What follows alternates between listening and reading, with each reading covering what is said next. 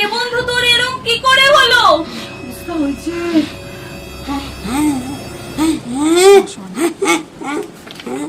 এটা কি?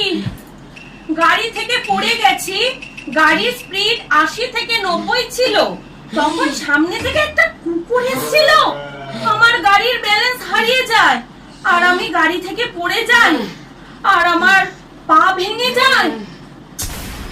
এটা তো তুই মুখেও বলতে পারতিস।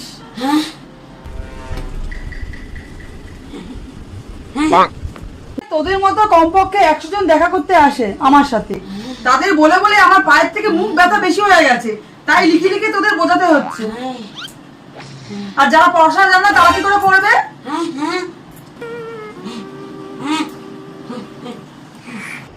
গাড়ি থেকে পড়ে গেছি, গাড়ির স্পিড 80 থেকে 90 ছিল, তখন সামনে থেকে একটা কুকুর এসেছিল আর আমার গাড়ির ব্যালেন্স হারিয়ে যায় আর আমি গাড়ি থেকে পড়ে যাই আর আমার পা ভেঙে যায়।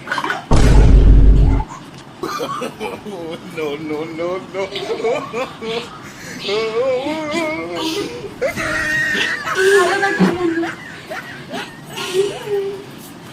NANI?